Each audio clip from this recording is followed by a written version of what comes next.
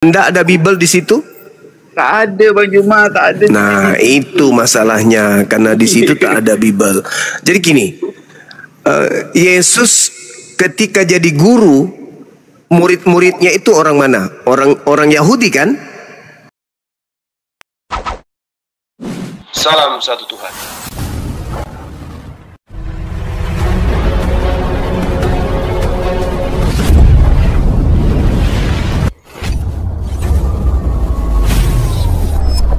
Ya, pengantar ini singkat para sahabat. Dukung semua ya sahabat-sahabat kita channel Densa News Muslim. Di like, di subscribe, di share sebanyak mungkin untuk supaya mencegah sahabat-sahabat kita di luar sana tidak terpengaruh terhadap pemurtadan. Semoga Allah memberikan selalu sikap istiqamah. Salam satu Tuhan, Allahu Akbar. Sekarang ini ketika saya berbicara tentang fakta yang ada di Bible, saudara saya sebagai Kristen, bahkan sebagai pendeta pun itu sulit untuk membantah. Karena yang saya sajikan adalah literasi yang ada dan kemudian secara histori. Titik pemisah antara Yesus dan ajarannya dan juga oknumnya yang diajarin, yaitu murid-muridnya Bani Israel, dengan orang-orang yang datang kemudian mengklaim sebagai murid tapi bukan Bani Israel, seperti Anda inilah misalnya. Nah, sekarang kita lihat di dalam kitab Matius 24. Matius 24? Ya. Atau gini. Abang mau diskusi dengan saya pakai akal atau pakai doktrin? Pakai akal atau pakai doktrin? Pakai akal lah Bang Juma. Oke, baik. Dengarkan saya kalau gitu. Ya, singkat-singkat aja kita. Yesus sebelum berpisah dengan muridnya, di dalam Yohanes 16, data nomor 7, nomor 8, Yesus berkata begini kepada Bani Israel. Adalah benar jikalau aku pergi, sebab kalau aku tidak pergi, seorang penghibur atau penolong lain itu tidak akan datang kepadamu.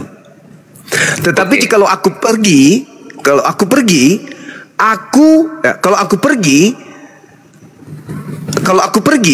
dia akan diutus kepadamu.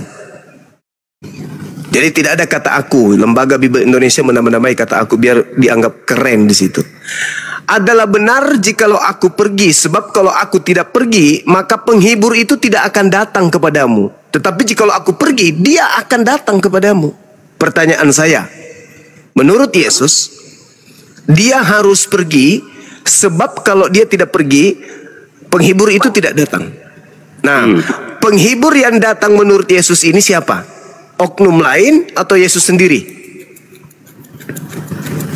Kalau kami, Yesus berbicara tentang Roh Kudus tuh Bang.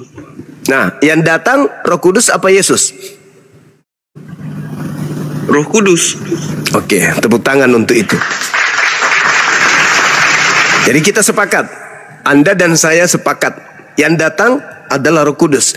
Adalah lebih baik jikalau aku pergi, sebab kalau aku tidak pergi, maka Roh Kudus itu tidak akan datang kepadamu. Maka aku harus pergi, sebab kalau aku tidak pergi, Roh Kudus tidak datang. Yesus pergi, tak terangkat dia ke langit. Yang datang adalah Roh Kudus. Sepakat kita ya? Iya Bang. Tahun 52, ketika ada orang yang mencari murid-murid Yesus untuk dianiaya, dibunuh dan seterusnya, bernama Paulus.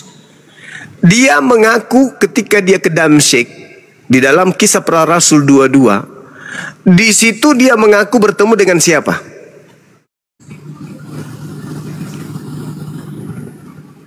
Dengan Yesus Kristus, Bang. Nah, sekarang pertanyaan saya kembalikan kepada saudara. Tadi Yesus berjanji yang datang setelah dia Yesus Kristus atau Roh Kudus? Macam mana Bang? Macam mana? Lagi sini? Ya, tadi Yesus berjanji kepada pengikutnya akan datang Roh Kudus atau Yesus?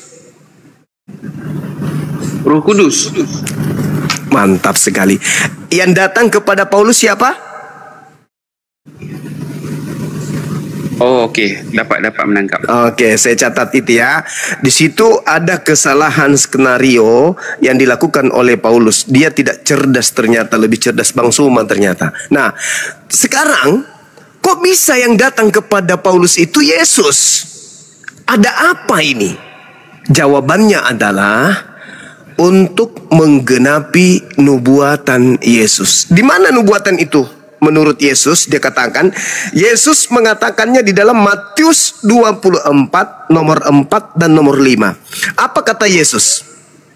Di Matius 24. Kepada murid-muridnya orang Yahudi. Waspadalah agar kalian jangan disesatkan. Sebab akan banyak orang datang memakai namaku dan berkata, akulah Kristus. Saya ulang lagi nih, saya ulang lagi, biar lebih masuk lagi poinnya. Menurut saudara, ketika Yesus menasihati muridnya, waspadalah supaya jangan ada orang yang menyesatkan kamu. Sebab banyak orang akan datang dengan memakai nama aku dan berkata, akulah Mesias. Dan mereka akan menyesatkan banyak orang. Pertanyaan saya, menurut Yesus, akan datang banyak penyesat memakai nama siapa? Nama dia bang. Nama Yesus. Dan gelarnya apa? Mesias atau Kristus, betul? Betul. Nah, Betul. siapa yang menggenapi itu? Mengaku bertemu dengan Yesus Kristus, itu siapa?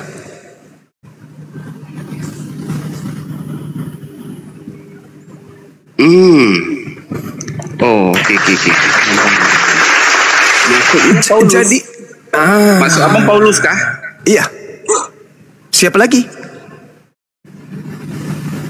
Makanya Paulus itu mengirim surat, bukan mengirim surat ke Yahudi, mengirim surat ke sana, keluar daripada Yahudi. Kenapa? Karena tidak mungkin Yahudi bisa diajarkan bahwa hukum Taurat itu adalah sampah. Filipi 3 nomor 8, hukum Taurat itu sampah. Tidak mungkin Benar Yahudi. juga, Iya, gimana? Silakan.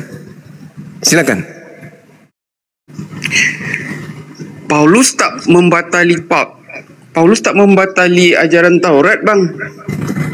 Kata siapa? Secara seremonial tu ada. itu hukum yang dibuat sendiri.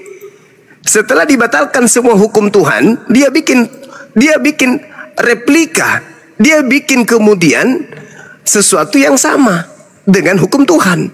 Dia sendiri yang membatalkan hukum Tuhan, habis itu dia bikin hukum yang sama supaya dianggap orang-orang yang disesatkannya ini masih melakukan hukum Tuhan. Saya kasih data ya. Efesus 2 nomor 15. Dengan matinya Yesus di atas tiang salib, Yesus telah membatalkan hukum Taurat beserta segala ketentuan yang ada di dalamnya.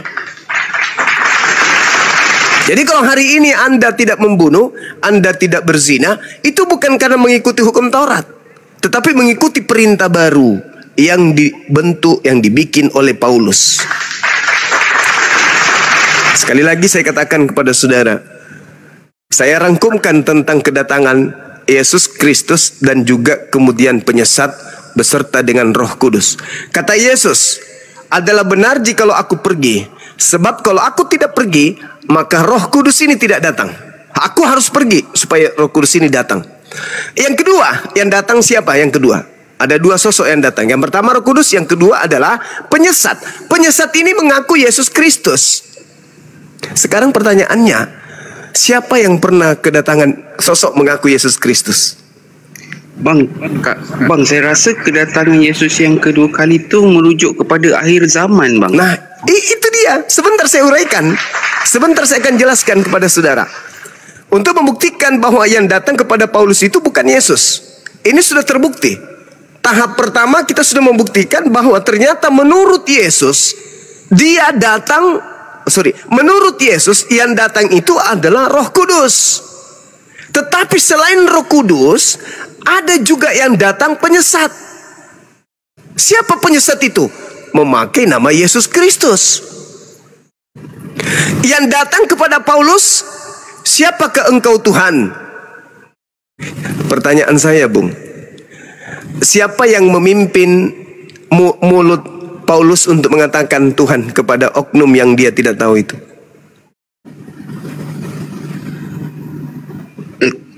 Tak tahu saya Bang Zuma. Nah, jadi kemudian ketika dia mengatakan akulah Yesus Kristus yang kau aniaya, tergenapi nggak terkait dengan penyesat tadi? Oke, lanjut Bang, lanjut. Nah, karena yang harus datang itu adalah Roh Kudus, bukan Yesusnya. Jadi pertanyaannya, kapan Yesus datang? Yang asli nih, kan gitu, betul? Betul. Oke, buka Matius 24 nomor 23. Nomor 3 dulu. Yesus ditanya, "Guru, apa tanda kedatanganmu?" Dan tanda kesudahan dunia ini. Yesus sebelum menjawab tanda kedatangannya, dia mengatakan, "Waspadalah supaya jangan ada orang yang menyesatkan kamu, sebab banyak orang akan datang dengan memakai namaku dan berkata akulah Mesias, dan mereka akan menyesatkan banyak orang." Artinya bahwa sebelum Yesus mengatakan tanda-tanda kedatanganku, dia lebih dulu mengatakan waspada. Jangan sampai bukan aku yang datang, kamu anggap aku. Hati-hati. Akan banyak orang yang datang memakai namaku dan berkata akulah Mesias. Jangan pernah kau percaya, kata Yesus. Sebab kalau aku yang datang diiringi tanda-tanda ini. 1, baca di dalam Matius 27. Sama seperti kilat memancar dari sebelah timur dan melontarkan cahayanya sampai ke barat, demikian pula kedatangan Anak Manusia. Jadi ketika Yesus itu datang, dia sama seperti kilat memancar dari timur sampai ke barat. Lalu Yesus katakan, matahari menjadi gelap, bulan tak bercahaya, bintang-bintang kemudian berjatuhan dari langit, kuasa-kuasa langit berguncang. Pada waktu itu akan nampak aku di tengah langit, semua bangsa di bumi akan meratap, dan mereka akan melihat aku datang di tengah-tengah awan di langit. Itu tanda ketika aku datang. Pertama, seperti kilat memancarkan cahaya yang dari timur sampai ke barat. Yang kedua, bintang-bintang berjatuhan, kuasa langit berguncang, matahari menjadi gelap, bulan tak bercahaya. Itu tanda kalau aku yang datang. Dan ternyata tanda itu sekaligus sebagai akhir kehidupan dunia. Ya bang, itu tanda hari akhir. Hari akhir tu. Oke, sekarang pertanyaannya adalah, apakah tanda itu ada ketika ada sosok mengaku Yesus Kristus kepada Paulus? Apakah tanda itu ada? Okey, saya faham maksud bang. Maksudnya bukan Yesus yang datang tu. Karena kalau aku yang datang, tanda-tanda itu menyertai aku. Makanya Yesus mengatakan, waspadalah, sebab banyak orang yang akan datang memakai namaku dan berkata akulah Mesias. Mereka akan menyesatkan banyak orang. Sebab kalau aku yang datang diikuti oleh tanda-tanda tersebut. Kalau tidak ada tanda-tanda tersebut, mau 1 miliar orang mengaku aku Yesus Kristus, jangan kamu percaya, itu bukan aku. Kata Yesus, mereka akan menyesatkan banyak orang. Nomor 23-nya. Jadi apabila ada orang berkata, ada Yesus di sini, ada Yesus di sana, jangan kamu percaya. Kata Yesus tuh, jangan kau percaya. Sebab Mesias palsu dan nabi-nabi palsu akan muncul, dan mereka akan mengadakan tanda-tanda yang dahsyat dan mujizat-mujizat. Sekiranya mungkin mereka menyesatkan murid-murid pilihan juga. Camkanlah, aku telah mengatakannya terlebih dahulu kepada kalian. Jadi apabila ada orang berkata, lihat Yesus ada di padang gurun, jangan kamu pergi ke situ. Atau lihat Yesus ada di dalam bilik, jangan kamu percaya. Kembali saya bertanya, ketika Paulus datang kepada muridnya mengaku bertemu Yesus di padang gurun, apakah murid-murid akan percaya atau tidak percaya bila mana mereka mengingat pesan Yesus? Silakan. Oh, itu di padang gurunnya. Itu di padang gurunnya ketika pengakuan Paulus jumpa Yesus tu. Iya, dia di padang gurun. Dia menuju ke Damsyik. Bisa dibaca di dalam 2 Tawarik. Di dalam 2 Raja-Raja. Di situ kemudian Paulus sendiri mengatakan, di 1 Raja-Raja 19 nomor 15, di situ dikatakan begini.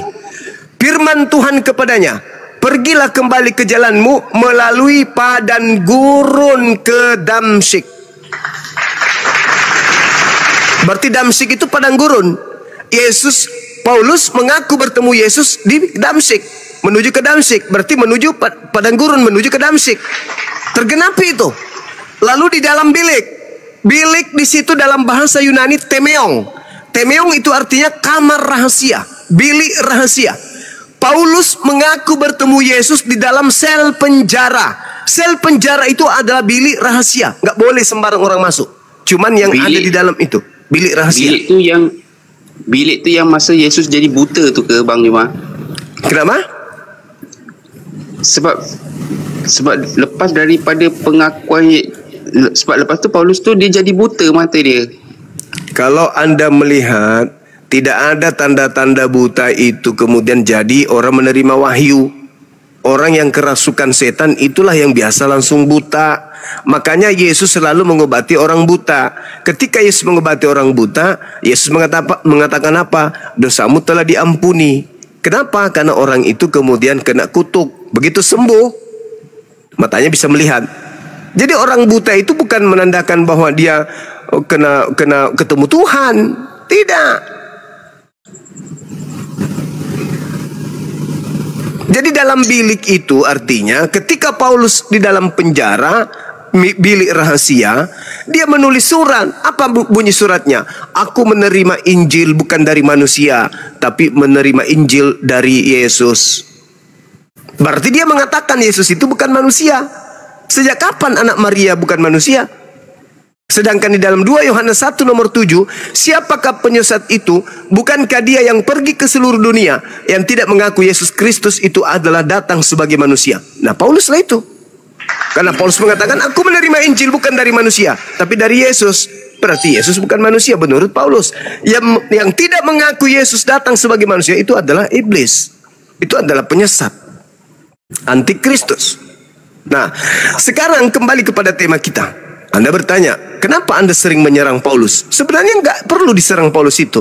Karena Paulus itu sudah menggenapi apa yang tertulis dalam Bible itu sendiri. Tadi Yesus mengatakan, yang datang setelahku adalah Roh Kudus. Namun ada juga penyesat yang datang setelahku mengaku Yesus Kristus. Paulus berkata bertemu dengan Yesus Kristus. Yesus berkata, kalau ada orang berkata bertemu dengan aku di padang gurun, jangan kau percaya. Akan menyesatkan banyak orang. Pengikut Paulus 2 miliar di bumi ini.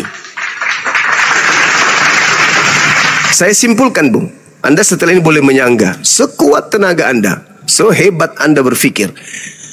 Andai saja Yesus berpesan kepada muridnya, waspadalah agar kalian jangan disesatkan, sebab banyak orang akan datang memakai nama Nabi Muhammad dan berkata sallallahu alaihi wasallam. Mereka akan menyesatkan banyak orang. Pertanyaan saya kepada saudara, andai saja Yesus berkata begitu, siapa banyak orang yang disesatkan oleh penyesat tadi menurut saudara?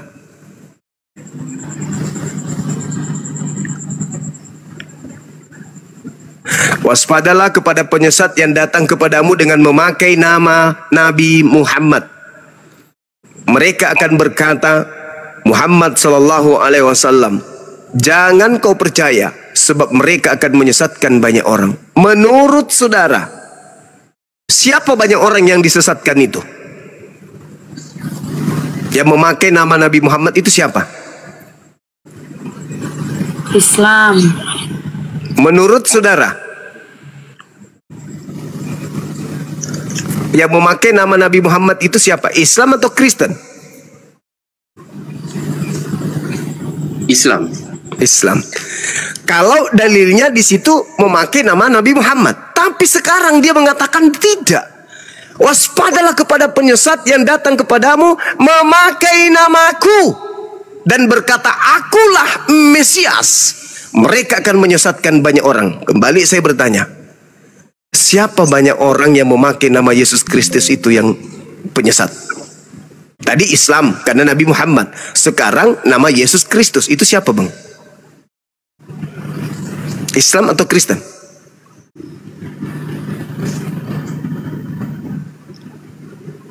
Oh, ini kisah ini tak ada hubungan dengan Islam, Bang.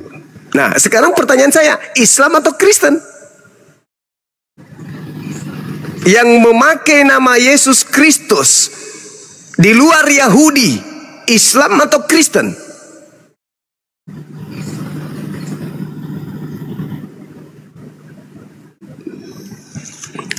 Waspadalah kepada penyesat yang datang kepadamu memakai namaku Yesus dan berkata, akulah Mesias, Yesus Kristus atau Yesus Mesias. Mereka akan menyesatkan banyak orang. Siapa mereka yang banyak orang ini yang memakai nama Yesus Kristus untuk menyesatkan orang lain? Siapa itu? Islam atau Kristen?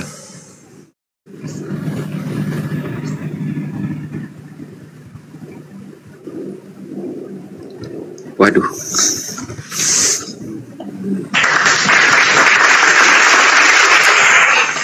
Sejati Tahu aku, Bang Juma. Sejatinya ketika Anda berbicara Roh Kudus tadi, muncul pertanyaan yang datang kepada Paulus mengaku Yesus Kristus. Lalu Roh Kudusnya kemana? Roh Kudusnya kemana? Aku akan minta, Yohanes 14 nomor 16, aku akan minta kepada Bapa agar Bapa mengutus seorang penolong lain. Penolong lain ini datang disebut sebagai penghibur. Penghibur ini datang didatangi oleh Roh Kudus. Wa qulil haqqu mir rabbikum, kebenaran itu datangnya dari Allah. Sehingga diurai mana yang harus dilakukan, mana yang harus ditinggalkan. Yang mau beriman silakan, yang tidak mau beriman silakan. Itu yang dikatakan kemudian. Nah, itu pengajaran Roh Kudus tuh. Iyalah, betul. Sebab dia akan menyertai kamu sampai selama-lamanya. Sampai selama-lamanya. Oke, sekarang kita buktikan. Sekarang kita buktikan siapa Roh Kudus itu. Apakah di Islam atau di Kristen? Tadi yang datang kepada saudara adalah Yesus Kristus. Yang datang kepada kami umat Islam adalah Roh Kudus. Mana buktinya? Al-Quran. Qul nazzalahu ruhul qudusi mir rabbika bil haqq. Yang datang kepada Nabi Muhammad itu adalah Nabi Muhammad itu adalah Roh Kudus. Qul nazzalahu ruhul qudus. Jelas di dalam Al-Quran. Nah, sekarang yang datang ke Islam adalah Roh Kudus. Yang datang kepada Kristen adalah Yesus Kristus. Penyesat datang memakai nama Yesus Kristus. Yang membawa manusia kepada jalan kebenaran adalah Roh Kudus. Roh Kudusnya datang ke Islam, Yesus Kristusnya datang ke Kristen. Mari kita buktikan, dia akan menyertai engkau selama-lamanya. Sekarang ketika umat Islam ditanya, Nabi Isa alaihissalam bertanya kepada Bani Israel, Man ansari ilallah, siapa di antara kalian wahai Bani Israel yang akan menolongku mengajarkan jalan lurus ini kepada Allah? Akulah jalan, akulah kebenaran, akulah hidup. Tidak ada yang sampai kepada Bapa tanpa melalui aku. Siapa di antara kalian yang akan mengajarkan aku, yang akan membantu aku melanjutkan misi ini? Nahnu ansarullah.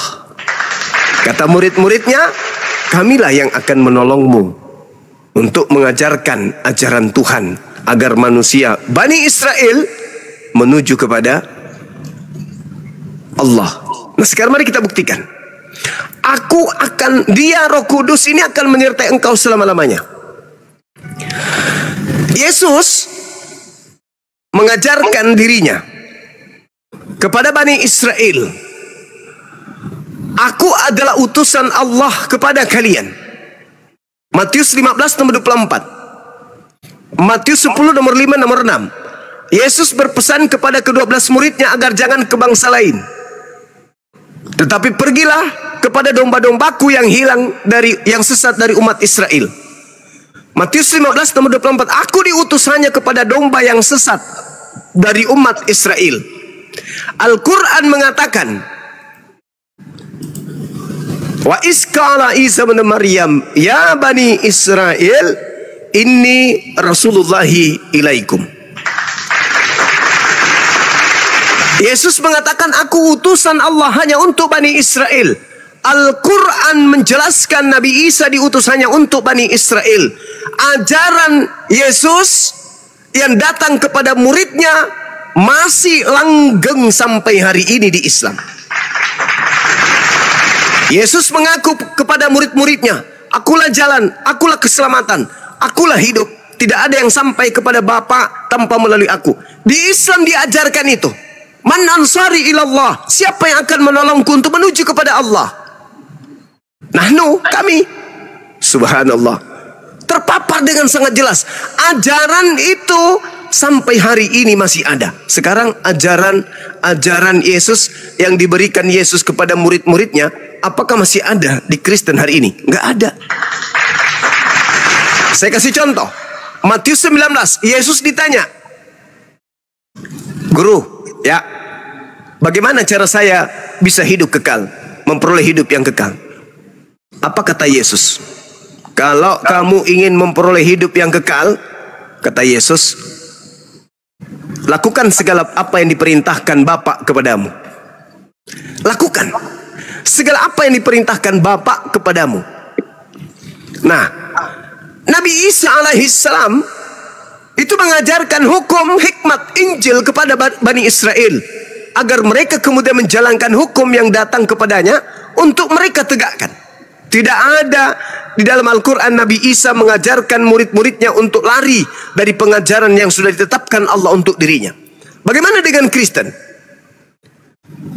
Adakah kemudian perintah-perintah Bapa itu masih ada di Kristen? Contoh, jangan ada ilah lain di hadapanku. Yohanes 17 nomor 3. Hidup kekal itu, kata Yesus, hidup kekal itu adalah mereka mengenal Engkau satu-satunya Tuhan yang benar dan mengenal Yesus Kristus yang Engkau utus. Berarti la ilaha illallah, Yesus Rasulullah. Itu jelas itu. Nah, sekarang permasalahannya, adakah ajaran itu di Islam? Ada. Inni Abdullah atani al-kitaba wa ja'alani nabiyyan. Nabi Muhammad mengajarkan kepada seluruh manusia. Isa alaihi salam datang di tengah-tengah Bani Israel, mengajarkan kemudian pengikutnya kalau dirinya adalah hamba Allah, dirinya adalah nabi. Beliau mengajarkan hikmat Injil kepada Bani Israel. Sampai hari ini masih menyertai umat Islam. Kalau kita di Kristen, ajaran-ajaran Yesus itu tak ada lagi. Kenapa? Karena Yesus yang mengajarkan dirinya hanya rasul untuk Bani Israel. Di Kristen diajarkan dia adalah Tuhan sendiri yang turun menjadi manusia. Tak ada itu diajarkan oleh Yesus. Yesus mengajarkan di dalam Matius 5 nomor 19, barang siapa yang meniadakan hukum Taurat, meskipun yang paling terkecil, maka dia akan menempati tempat terhina dalam kerajaan Allah. Paulus mengatakan di dalam Galatia 2 nomor 16, tidak ada orang yang dibenarkan karena melakukan hukum Taurat. Bertentangan. Yesus mengajarkan dengan menjalankan hukum Taurat, maka manusia akan menempati tempat tertinggi di dalam kerajaan Allah, kerajaan langit. Mana dalilnya? Matius 5 nomor 19. Barang siapa yang tidak menghilangkan hukum Taurat, meskipun yang paling terkecil, lalu mengajarkan kepada orang lain, maka dia akan menempati tempat tertinggi dalam kerajaan langit. Bagaimana dengan Paulus? Galatia 5 nomor 4. Yesus Kristus tidak berguna bagimu jika kamu mengharapkan kebenaran dari hukum Taurat. Jika kamu mengharapkan kebenaran dari hukum Taurat, maka engkau lepas dari kasih karunia. Bertentangan. Yesus yang mengatakan hukum Taurat mendapatkan hidup kekal, Paulus mengatakan tidak ada orang mendapatkan keselamatan karena tunduk kepada hukum Taurat. Bertentangan. Jadi dia akan menyertai engkau selama-lamanya. Itu hanya ada di Islam. Andai saja murid-murid Yesus hidup hari ini, Masya Allah, sahabat Sina, syukran. Andai saja murid-murid Yesus hidup hari ini, di sebelah kanan ada Islam, di sebelah kiri ada Kristen, kemana mereka akan pergi? tentu mereka akan pergi bersama dengan kami umat Islam. Mereka syahadatain, bersaksi tiada Tuhan selain yang mengutus Yesus, dan bersaksi Yesus adalah utusan Tuhan.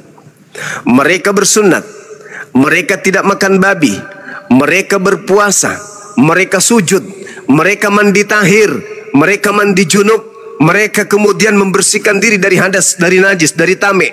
Mereka kemudian ketika masuk ibadah lepas alas kaki. Sebelum masuk ibadah mereka membersihkan tubuh mereka, membasuh tangan, membasuh wajah, membasuh kaki. Jadi ketika murid-murid Yesus itu hidup hari ini, maka mereka akan bersama kami ke masjid ibadah. Dia mustahil ke gereja. Sekira demikian untuk sementara. Saudara silakan bertanya. Mungkin ada rekan-rekan saya yang ingin menjawabnya. Saya baca WA sebentar. Silakan. Wah. Oh, minta maaf Abang Jumas, saya tak tahu nak tanya apa lagi. Tapi saya faham benar apa yang Abang Jumas cakap tu. Nah, sekarang begini sahabatku. Anda yakin besok hari Senin? Ya, betul, besok Senin. Ada upaya, ada kekuatan untuk bisa menolak agar ditunda. Jangan Senin dulu, tetap aja dulu Minggu. Oh, tak boleh lah. Tak boleh. Begitulah kematian yang akan datang kepada saudara. Anda mau benar atau Anda tidak benar, tetap aja menuju kepada kematian. Anda mau menyembah kepada Tuhan yang benar atau tidak menyembah kepada Tuhan yang benar, maut itu akan datang. Ada masa di mana bumi tak mau lagi dipijak oleh saudara. Ada masa oksigen ogak masuk lagi ke rongga dada saudara. Ada masa saripati tanah tidak mau lagi Anda rasakan dalam tubuh Anda. Ada masa itu. Ada masa di mana orang berbincang-bincang di samping Anda tapi Anda tak mendengarnya. Ada masa di mana orang tertawa di depan Anda tapi mata Anda tak bisa melihatnya. Ada masa di mana orang masih tersenyum tapi Anda berurusan dengan alam gaib. Pada masa apa itu? Ketika makhluk-makhluk yang menggunakan jubah hitam sudah berbaris di hadapan saudara. Mereka datang pelan-pelan, lalu mengambil Anda, memisahkan antara Anda dengan ruh Anda. Sesuatu yang tidak pernah berpisah sejak Anda diciptakan sampai Anda kemudian mati, itu kala itu akan berpisah. Jasad dan ruh tidak pernah berpisah sedikit pun. Dua esensi kemanusiaan ini akan dipisahkan oleh maut. Saat itulah tak ada lagi penyesalan. Tak ada lagi kemudian penyesalan yang bisa membuat Anda kembali untuk menjadi benar. Hari ini Anda bertemu dengan saya, Bang Suma. Tugas saya hanya memberi peringatan. Kalau hari ini saya memberikan peringatan, lantas kemudian saudara masih menganggap ini adalah hal sepele, silakan, itu hak Anda. Tapi ingat, akal dan kitab suci itu harus sejalan. Jangan tidak sejalan. Sebuah pabrik ketika mengeluarkan mobil, maka manual booknya, buku panduan penggunaan mobilnya harus sama. Apa yang ada pada mobil, itu juga yang harus ada di dalam buku panduan. Begitulah Tuhan menciptakan manusia. Memori berupa akal harus sesuai dengan buku yang kita imani sebagai kitab suci, untuk menuntun kita kepada jalan lurus. Kalau antara produk dengan bukunya bertentangan, orang nggak akan bisa sampai jalan lurus. Bengkok sana sini, nabrak sana sini. Karena itulah kemudian ketika ada sebuah kitab bermasalah dengan akal, maka kitab itu bermasalah dengan kehidupan akhirat kita. Karena buku ini wajib mutlak dari pencipta yang maha tahu. Maka tolak ukurnya dia menciptakan akal. Sejatinya dia tahu kemana akal ini akan berpikir, kemana kemampuan manusia ini akan bernalar. Maka buku yang diutusnya, yaitu kitab suci, harus seirama, satu ketukan, satu not, satu gelombang dengan akal serta buku suci itu. Kalau ada buku bertentangan dengan akal, hanya ada dua. Buku ini bukan firman Tuhan, atau orang tersebut yang ada gangguan jiwa. Itu. Nah, kembali kepada tema. Saudara sudah menemukan kebenaran itu. Ada kebenaran itu di hadapan saudara. Tapi mungkin karena yang menyampaikan adalah orang yang beda agama, Anda tolak. Tapi kalau pendeta atau pastor yang mengajarkan Anda meskipun salah, karena satu frekuensi, Anda terima. Itu namanya zolim. Itu namanya batil. Nabi ketika datang, Rasul ketika datang, dia mendatangi bukan orang yang sudah beragama dengan dirinya, bukan. Tetapi mendatangi orang yang beda agama. Nabi Musa datang kepada Firaun, datang kepada orang Yahudi, datang kepada Bani Israel. Bani Israel itu beda keyakinan dengan Nabi Musa pada kala itu. Nabi Musa datang mendakwai mereka. Di antaranya ada dua kelompok, ada yang menolak, ada yang menerima. Yang selamat yang mengikuti Nabi Musa. Nabi Isa, Yesus, datang kepada Bani Israel. Bani Israel terpecah menjadi dua. Ada yang kemudian menjadi beriman kepada Yesus, ada yang menolak Yesus. Nabi Muhammad juga demikian adanya. Ketika ia datang, yang didatangi adalah orang-orang yang beda pendapat dengannya, beda keyakinan dengannya. Lalu kemudian mereka menjadi dua. Ada yang kafir, ada yang kufur kepada Nabi Muhammad, ingkar kepada Nabi Muhammad, ada yang menjadi pengikutnya. Ketika Bang Suma datang, orang Kristen terpecah menjadi dua bagian. Ada yang mengikuti Bang Suma, yang kedua ada yang tidak mengikuti Bang Suma.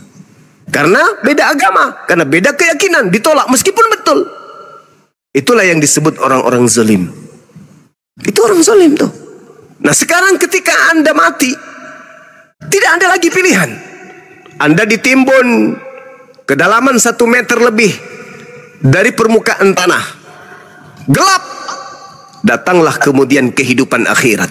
Apa yang Anda bisa pertanggungjawabkan? Orang yang Anda cintai, yang setiap hari kemudian menemani Anda, nggak ada lagi. Orang yang gereja, yang selalu berkhotbah berapi-api, tak ada lagi. Orang tua kita yang kita cintai, tak ada lagi. Anak-anak kita tak ada. Tinggal kita sendiri. Apa yang harus kita lakukan? Kita hanya bisa mempertanggungjawabkan kehidupan kita ketika di dunia. Kemana hendak kita meminta pertolongan? Yesus, mana ajarannya untuk dia disembah? Pernahkah Yesus meminta Anda untuk menyembahnya? Pernahkah Yesus mengajarkan untuk menjadi Kristen? Pernahkah Yesus mengajarkan untuk beribadah kepadanya? Pernahkah Yesus mengajarkan untuk beribadah hari Minggu? Pernahkah Yesus mengajarkan agar Anda merasulkan Paulus? Pernahkah Yesus mengajarkan untuk Anda mengkitabkan perjanjian lama, perjanjian baru? Pernahkah Yesus mengajarkan agar Anda kemudian ke gereja? Tak ada. Lalu siapa yang bertanggungjawabkan itu? Siapa? Kepada siapa Anda harus melemparkan? Kenapa kau begini? Saya harus melemparkan kemana? Siapa yang harus bertanggung jawab? Tak ada lagi. Yang ada hanya penyesalan. Kalau detik itu sudah ada, tak ada gunanya. Karena neraka kekal selama-lamanya. Sekarang kita harus paham betul. Islam Kristen harus paham betul. Bagaimana sih kodrat kemanusiaan itu? Membedakan kita dengan binatang itu apa? Apa yang membedakan kita dengan binatang? Kita memiliki 3 keadaan. Yang pertama, kita manusia diberikan kecerdasan. Manusia yang memiliki kecerdasan, tingkat kecerdasan di luar daripada binatang atau makhluk lain. Kita makhluk intelijensi yang memiliki tingkat kecerdasan, memiliki logika, memiliki alat berpikir. Itu yang pertama. Yang kedua, kita dibekali kehendak bebas, free will. Bisa jahat, bisa baik. Bisa kafir, bisa beriman. Bisa Islam, bisa Kristen. Kita memiliki kemudian kesempatan untuk memilih. Dan yang ketiga, kita manusia ini adalah tempatnya diuji. Kambing tidak pernah diuji. Pernah nggak lihat kambing menangis? Mbe, mbe, mbe. Kenapa kamu menangis? Udah 3 kali saya kirim surat ke Bom-Bom, dia nggak pernah balas. Nggak ada itu. Kenapa kau menangis, kambing? Kenapa kau bersedih? Orang tua saya kena stroke, bang. Kambingnya, kenapa kau bersedih? Kenapa kau diam aja dari tadi? Dari kemarin cuma makan rumput doang bang. Sekali-sekali mau pingin makan Pizza Hut. Kamu kenapa nangis wahai kambing? Soalnya anak-anak udah pada sekolah. Saya umurku sudah tua bang, udah berjenggot, nggak pernah masuk sekolah. Pernah kambing mengalami hal seperti itu? Enggak. Kenapa? Kambing nggak pernah diuji. Jadi kita manusia ini punya kecerdasan, kemampuan berpikir, daya tangkap, sampai pada level kita bisa berkarya, mencipta, berkarya, menentukan sikap. Lalu kemudian setelah itu kita memiliki kehendak bebas. Bisa jadi Kristen, bisa jadi Islam, suka-suka saya. Nah, suka-suka saya ini ditentukan oleh apa? Akalkah? Bahaya kalau bukan akal. Bahaya kalau bukan akal. Kalau cuma karena keturunan, itu bahaya. Harus polanya akal. Yang kedua diuji. Nah, ketika kita diuji ini, kita diuji, kemana hendak kita mengambil keputusan? Ini sekarang saudara ini sedang diuji nih. Ini yang benar yang mana ya? Kayaknya benar deh. Ah enggak dong, enggak mungkin benar. Wah, enggak mungkin. Aku yang benar. Itu ujian. Kalau kambing tidak disuruh, kamu mau menyembah siapa? Menyembah ini atau ini? Kambing tidak disuruh memilih. Kau pilih Alkitab, Bible, atau milih Al-Quran. Tidak bisa. Tapi kalau kita manusia yang memiliki intelektual tinggi dan juga kemampuan untuk memiliki kehendak bebas, maka potensi itu ada sama kita sebelum kematian itu datang. Kenapa orang Kristen yang meninggal setelah merasakan siksaan kubur, mereka tidak balik ke dunia? Hei teman-teman, tinggalkan Kristen, tinggalkan. Kenapa? Aku nih sudah dalam kubur nih, ternyata Kristen itu salah atau Kristen itu benar. Kembali dari kubur, dia datang ke orang Kristen semuanya. Hei teman-teman, kau jangan sampai keluar dari Kristen ya. Ternyata Kristen itu benar. Saya sudah merasakan nikmatnya di alam kubur. Begitu juga sebaliknya. Kalau Islam itu benar, kenapa orang yang masuk ke dalam kubur umat Islam hendak keluar mengajarkan anaknya? Hei anakku, jangan pernah kau murtad ya. Biarpun kau tidak makan, yang penting kau mati dalam keadaan Islam. Kenapa? Abahmu, bapakmu sudah mati, dan aku rasakan nikmatnya dalam kubur. Ternyata Islam itu betul. Dan saya lihat tetangga gue setiap hari kena pentungan. Atau sebaliknya, orang Islam masuk dalam kubur, balik dia. Anakku, tinggalkan segera agama Islam ini. Kenapa? Karena ternyata kita disiksa di kubur. Islam itu salah. Tapi faktanya kan enggak. Jaraknya cuma 1 meter dari permukaan tanah. Kenapa mereka enggak keluar? Mengajarkan ke kita, Islam salah loh nak, atau Islam benar loh nak. Kenapa enggak diajarkan itu? Karena kita manusia ditugaskan untuk berpikir. Kalau orang mati bisa kembali mengatakan Islam itu benar, ya sudah, maka semuanya orang akan selamat. Atau Kristen yang keluar kemudian mengatakan Kristen itu benar, maka semua akan pindah di Kristen. Atau salah satunya keluar mengatakan agama ini yang salah, tidak ada lagi yang meluk agama itu. Tapi karena Allah memberikan kita kehendak bebas, pintu kematian itu kemudian tertutup untuk kembali hidup. Alam barzah kembali menghadap kepada akhirat dan tidak ada lagi balik ke bumi. Maka kita yang masih hidup di bumi ini masih ada kesempatan. Mari gunakan akal sehat untuk berpikir. Apakah rasional Tuhan turun ke bumi menjadi bayi, pencipta alam semesta menjadi mayat? Apakah itu rasional? Masuk akalkah itu? Pernahkah diajarkan oleh para nabi? Pernahkah dianut oleh Yesus? Pernahkah digaungkan Nabi Musa? Pernahkah Abraham mengajarkan kepada anaknya sedemikian itu? Ternyata tidak. Lalu kenapa? Kenapa? Kiri kanan kita melihat hari Minggu orang berbondong-bondong menyembah kepada sesamanya makhluk. Kenapa? Karena menggenapi nubuatan Yesus kepada Yahudi, waspadalah kepada penyesat yang datang kepadamu dengan memakai namaku dan berkata akulah Kristus. Mereka akan menyesatkan banyak orang. Mereka dibekali mujizat-mujizat. Mereka dibekali tanda-tanda dahsyat. Untuk apa? Untuk menipu orang-orang yang tidak berpikir agar mereka bisa terperdaya, agar mereka bisa terjerat dengan tipu dayanya. Kalau hanya seorang yang datang tanpa mujizat, hei, aku itu Tuhan lo, sembah aku. Mau sampai robek mulutnya orang tersebut ngomong, kalau dia tidak tidak ada bawa mujizat, tidak membawakan tanda-tanda dahsyat, tak akan ada yang percaya. Oleh karena itu, penyesat itu dibekali oleh kemampuan bermujizat, kemampuan kemudian menyembuhkan orang, kemampuan mengobati orang, kemampuan mengusir setan. Itulah kata Yesus, waspadalah kepada penyesat yang datang kepadamu memakai namaku, mereka akan menyesatkan banyak orang. Apa buktinya? Sebelum itu terjadi, apa buktinya? Bahwa yang dimaksud di sini adalah Kristen. Baca Matius 7 nomor 22-23. Apa kata Yesus? Pada hari terakhir nanti banyak orang berseru kepadaku, Tuhan, Tuhan, Tuhan, bukankah kami bernubuat pakai namamu, mengusir setan pakai namamu, bermujizat pakai namamu juga, wahai Yesus? Apa kata Yesus di data nomor 23? Pada saat itulah aku Yesus akan berterus terang kepada mereka, enyahlah daripada aku tidak mengenal kalian, kalian semua adalah pembuat kejahatan. Na'udzubillah summa na'udzubillah. Apakah Kristen setelah dibacakan dalil kitabnya sendiri ini mereka mau percaya? Tidak.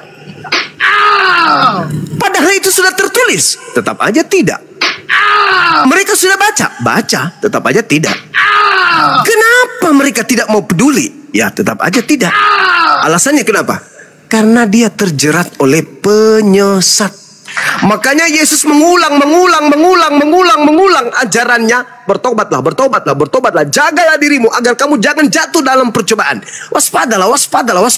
Penyesat itu lihai, penyesat itu dahsyat, penyesat itu dibekali dengan mujizat dan tanda-tanda yang kuat. Waspadalah agar kalian jangan disesatkan. Ketika murid-murid Yesus kedatangan Paulus, "Hei murid Yesus, iya paman, aku bertemu dengan gurumu di padang gurun ketika aku ke Damsyik loh."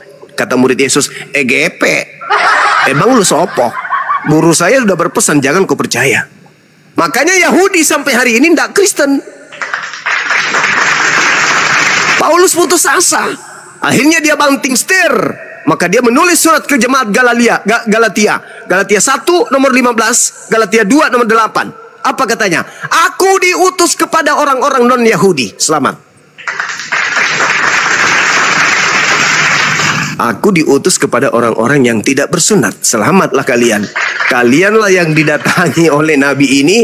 Kalian pula lah yang kemudian menjadi sasaran empuk. Makanya ketika orang Kristen datang dari barat masuk ke Nusantara, ke Indonesia, mengajarkan pribumi untuk menjadi pengikut dari makhluk yang keluar dari kubur, no way. Kami tidak ada jalan untuk menyembah kepada makhluk yang keluar dari kubur. Kenapa? Sehebat-hebatnya makhluk, namanya makhluk, tidak akan pernah bisa menjadi Tuhan. Karena Tuhan itu maha pencipta langit dan bumi, maha suci, tidak mungkin hina keluar dari kubur, nggak mungkin. Saya kira begitu dari saya, saudara. Saya kembalikan kepada saudara. Silakan berpikir, kalau masih ada senjata untuk Anda gunakan menembak saya, tembak saya malam ini juga. Usahakan saya tidak lagi kemudian bisa berkutik. Silakan. Oh, jadi bisu aku Bang Juma tak mampu bicara apa-apa.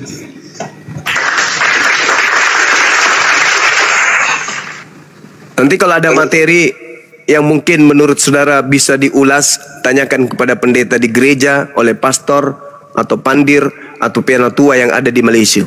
Sampaikan ada salam dari Bang Suma. Bang Suma menguraikan Matius 24, Matius 24, Matius berapa tadi?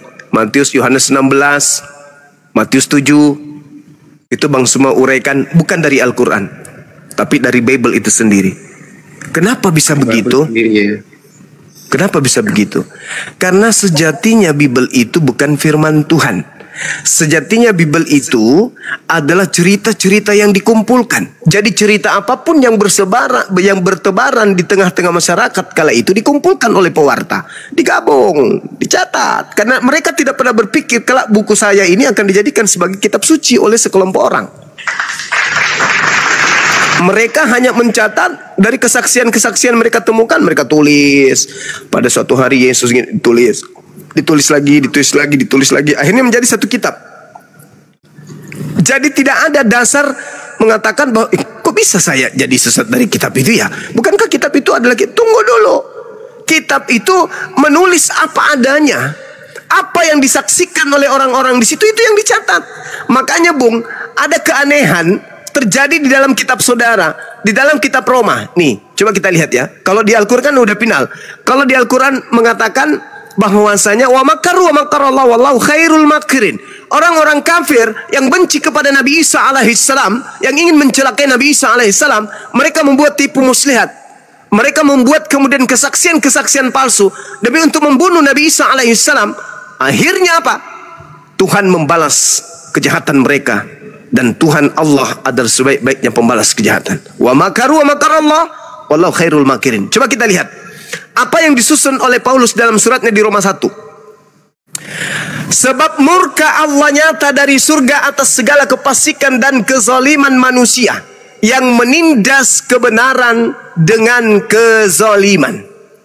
Karena apa yang dapat mereka ketahui tentang Allah nyata bagi mereka, sebab Allah telah menyatakannya kepada mereka. Sebab apa yang tidak nampak daripadanya, yaitu kekuatannya yang kekal dan keilahiannya, dapat nampak kepada pikiran dan karyanya sejak dunia diciptakan sehingga mereka tidak dapat berdalih. Sebab sekalipun mereka mengenal Allah, mereka tidak memuliakan Allah sebagai Allah atau mengucap syukur kepada Allah. Sebaliknya, justru pikiran mereka menjadi sia-sia dan hati mereka menjadi bodoh, hati mereka menjadi gelap. Mereka berbuat seolah-olah mereka penuh hikmat, tetapi mereka telah menjadi bodoh. Mereka menggantikan kemuliaan Allah yang tidak fana, yang tidak biologis, dengan gambaran yang mirip dengan manusia yang fana, yang biologis. Burung-burung, binatang-binatang yang berkaki 4, atau binatang-binatang yang menjalar. Karena itu, Allah menyerahkan mereka kepada keinginan hati mereka akan kecemaran, sehingga mereka saling mencemarkan tubuh mereka. Sebab mereka menggantikan kebenaran Allah dengan dusta. Dan mereka juga memuja dan menyembah makhluk dengan melupakan penciptanya yang tak harus dipuji untuk selama-lamanya. Karena itu Allah menyerahkan mereka kepada hawa nafsu yang memalukan. Sebab istri mereka menggantikan persetubuhan yang wajar dengan yang tak wajar. Demikian juga suami mereka meninggalkan persetubuhan yang wajar dengan istri mereka dan menyala-nyala dalam birahi mereka seorang terhadap yang lain, sehingga mereka melakukan kemesuman laki dengan laki. Dan karena itu mereka menerima dalam diri mereka balasan yang setimpal untuk kesesatan mereka. Dan karena mereka tidak merasa perlu untuk mengakui Allah, maka Allah menyerahkan mereka kepada pikiran-pikiran yang terkutuk, sehingga mereka melakukan apa yang tidak pantas, penuh dengan rupa-rupa kezaliman, kejahatan, keserakahan, kebusukan, penuh dengan dengki, pembunuhan, perselisihan, tipu muslihat dan kefasikan. Mereka adalah pengumpat, pemfitnah, pembenci Allah, kurang ajar, congkak, sombong, pandai dalam kejahatan, tidak taat kepada orang tua, tidak berakal, tidak setia, tidak penyayang, tidak mengenal belas kasihan. Sebab walaupun mereka mengetahui tuntutan-tuntunan hukum Allah, yaitu setiap orang melakukan hal demikian patut dihukum mati, mereka bukan saja melakukan sendiri, tetapi mereka juga setuju dengan mereka yang melakukannya. Ini Paulus menulis surat, tapi suratnya itu kembali kepada jemaatnya sendiri. Inilah yang disebut Allah. Wa makaru wa makarallah wallahu khairul makirin. Allah sebaik-baiknya pembalas kejahatan. Nih, silakan Anda renungkan. Siapa yang dimaksud oleh Paulus ini kalau bukan jemaatnya sendiri? Dan itu tentang kisah jemaat di Roma tuh. Iya. Silakan. Mungkin ada tambahan atau ada tanggapan dari teman-teman yang lain? Ada mungkin saudara kita Kristen yang lain? Silakan. Kalau ada mau ditanggapi saudara Enslep, silakan. Oh, tak ada Bang Zuma, tak ada. Terima kasih lah Bang Zuma sebelumnya tu. Sama-sama Bang. Sejak di Komal-Komal musim ini banyak yang saya tahu. Banyak yang saya tahu tentang Islam Bang Zuma. Tentang keyakinan mereka, tentang kepercayaan mereka. Tahu saya kurang-kurangnya banyak saya tahu dari kawan-kawan saya yang lain. Alhamdulillah. Ya minimal ada ilmu lah Bang. Bang Zuma, aku pikir-pikir dulu lah ya. Aku ni lagi Kristen awam gitu, tak kuat imanku ni Bang.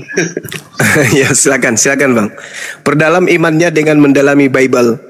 Jangan cepat percaya dengan Bang Zuma. Ambil Bible, pelajari baik-baik. Aku tuh sering juga Bang Luman nonton kau debat sama pendeta-pendeta di Indonesia tuh. Sering aku dengar tuh Bang semua. Alhamdulillah. Iya Bang, belajar terus. Saran saya, dalami Bible, kaji Bible-nya baik-baik. Tapi dengan satu syarat, pakai akal. Di Islam itu tadi alamat itu Abang Lumar ada cakap sekubur tu, sisaan kubur tu dalam Islam tu untuk orang Islam takkan diseksa ya Abang Lumar. Maksudnya di Islam gini, saya rumuskan.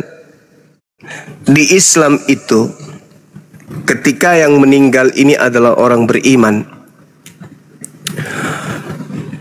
maka masuk ke alam kubur. Kita lihat ya dalam Al-Mu'minun, surah Al-Mu'minun diterangkan di sana dengan rinci sekali.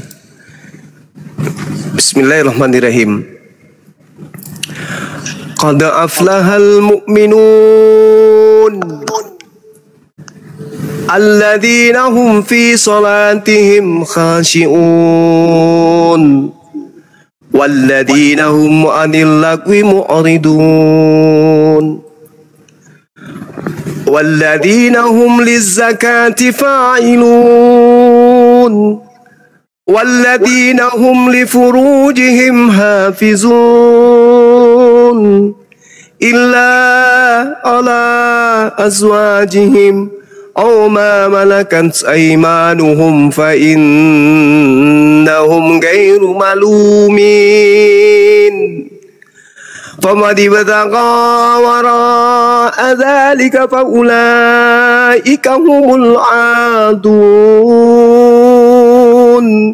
والذين هم لأماناتهم وعهدهم راؤون والذين هم على صلواتهم يحافظون أولئك هم الوارثون الذين يرثون الفردوس هم فيها khalidun. Di Islam Allah menggariskan qad aflahal mu'minun, beruntunglah, sungguh-sungguh beruntung orang-orang Islam alladzina hum fi salatihim khashi'un, yaitu orang Islam yang khusyuk di dalam ibadah salat. Walladzina hum 'anil lagwi mu'ridun, dan orang Islam yang menjauhkan diri dari perbuatan yang tidak berguna. Walladzina hum lizzakati fa'ilun, dan orang Islam yang membantu orang miskin, orang susah, janda, fakir dan seterusnya. Walladzina hum li furujihim hafizun, dan orang Islam yang memelihara kemudian kemaluannya, kelaminnya, illa ala azwajihim, kecuali terhadap istri mereka. Walladzina hum li amanatihim wa ahdihim raun, dan beruntunglah umat Islam yang memelihara amanat-amanat dan menjaga janji-janjinya.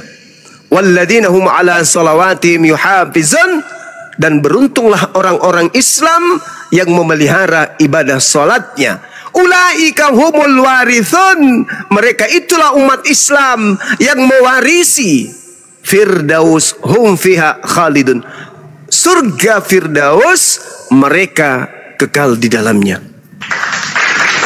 Ketika mereka mati, mereka sudah punya warisan di surga. Antara surga, alam kematian, alam barzah, alam penantian, alam kubur, alam barzah namanya, dan alam bumi.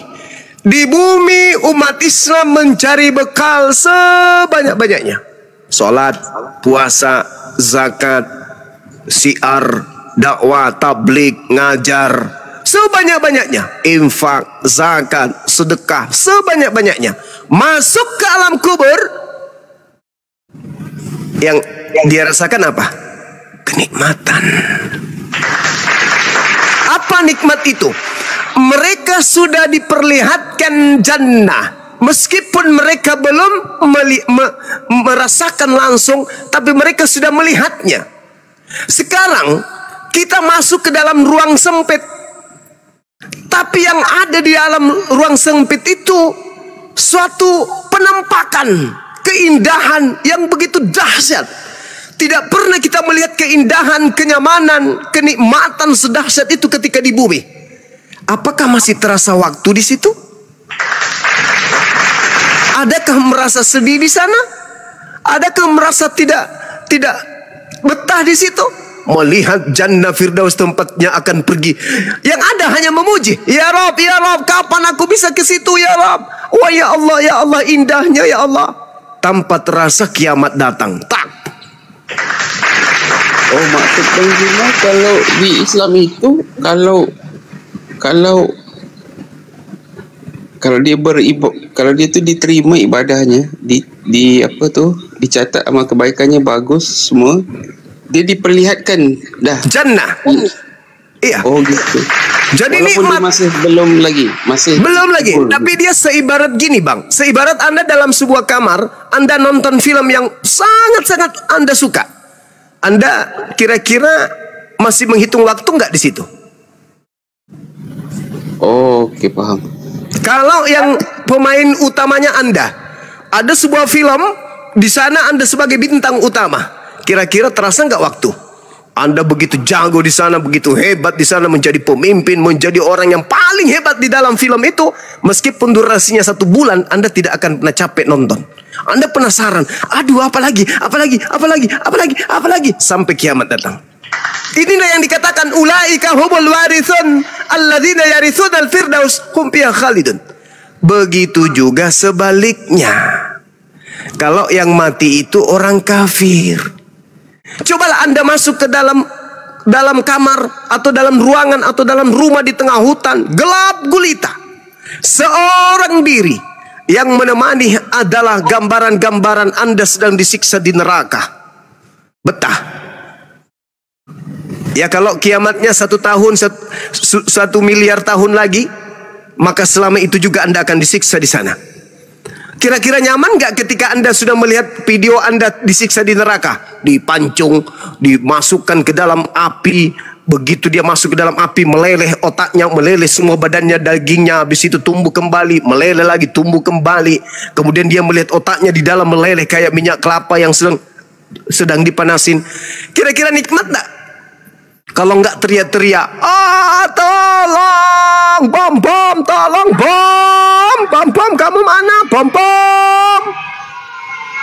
Kalau nggak teriak-teriak di dalam, itulah yang disebut siksa kubur. Nah, sebelum itu terjadi, saya kasih perbandingan. Umat Islam di dalam Al-Quran punya warisan.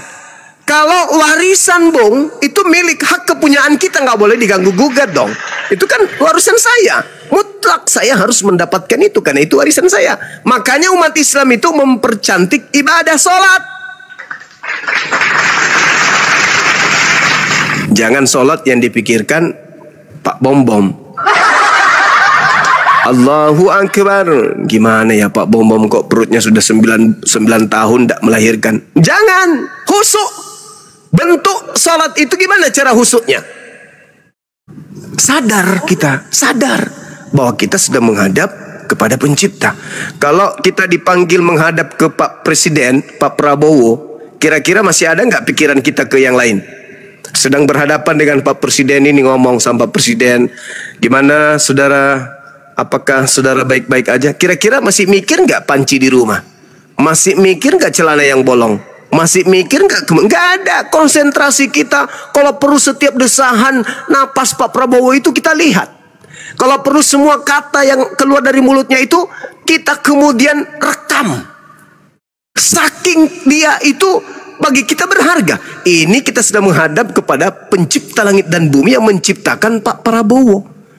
Maka hal itu harus kita hadirkan, bahwa saya sedang menghadap kepada penciptaku. Maka khusyuk. Gak usah lagi pikir yang lain. Allahu Akbar. Duhai Dikau pencipta langit dan bumi yang maha besar. Alhamdulillahi Rabbil Alamin. Segala puji bagi Engkau, wahai Tuhan pencipta alam semesta. Ar-Rahmanir Rahim. Dikau yang maha pengasih lagi maha penyayang. Itu aja. Ada kasih juga ya. Oh iya bang. Bahkan di dalam Al-Quran itu ada surat Rahman, surat Ar-Rahman. Itu artinya surat apa itu? Surah kasih sayang. Di Islam itu enggak kasih aja, sayang juga, kasih sayang. Sempurna di Islam itu abangku, sempurna. Nah, satu kelebihan lagi di umat Islam itu yang tidak dimiliki oleh umat agama lain. Di dalam Al-Quran surah Ar-Ra'd, Allah Subhanahu wa ta'ala menggariskan, tadi sudah punya warisan surga Firdaus. Apakah kurang? Apakah masih ada? Ada. Apa kata Allah? Jannatu adani yadkhulunaha wa man salaha min abaihim wa azwajihim wa zurriyatihim wal malaikatu yadkhuluna alaihim min kulli bab. Apa itu? Islam masuk ke Firdaus. Secara Firdaus itu adalah warisan-warisan mereka.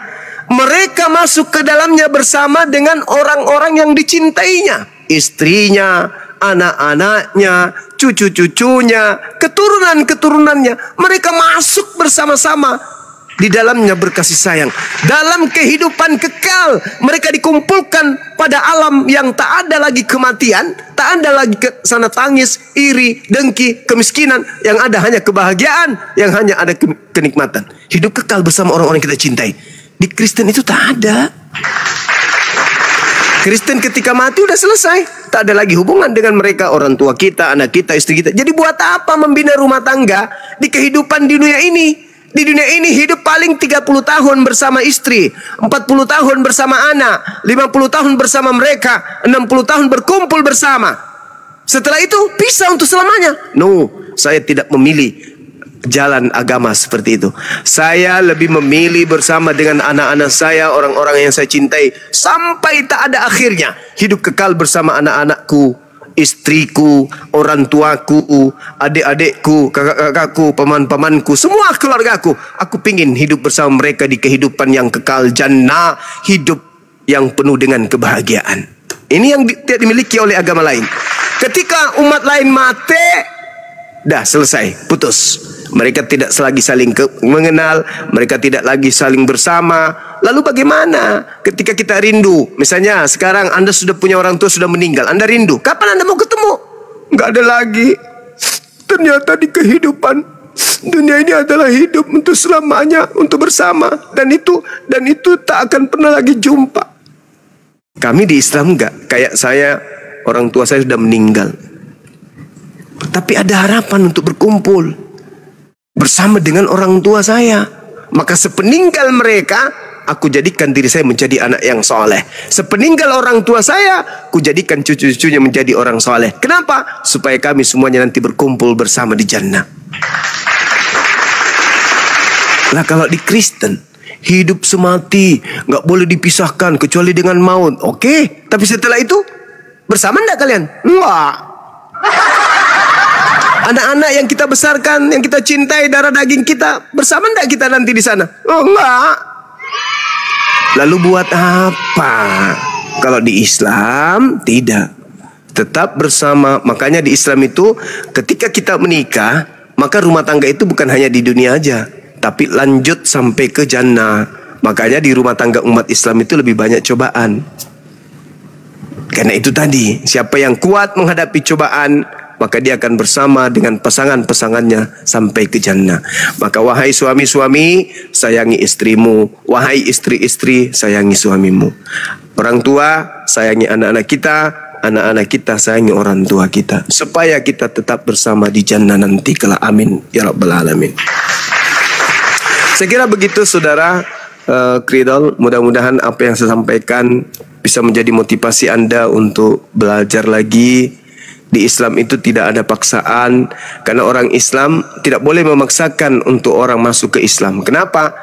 Orang di luar Islam itu adalah orang yang nikmat hidupnya di dunia. Mereka tidak ada kewajiban, mereka tidak punya aturan main yang sudah ditetapkan oleh Tuhan kepada mereka, melainkan aturan yang mereka buat sendiri. Ketika mereka masuk Islam, maka berat. Karena di Islam 5 kali sehari minimal mereka harus bolak-balik ke masjid. Belum lagi puasa setiap tahun 1 bulan penuh. Sedangkan mereka baru jam 10 ada udah mengamuk, perutnya mau makan. Ini sebulan tidak makan.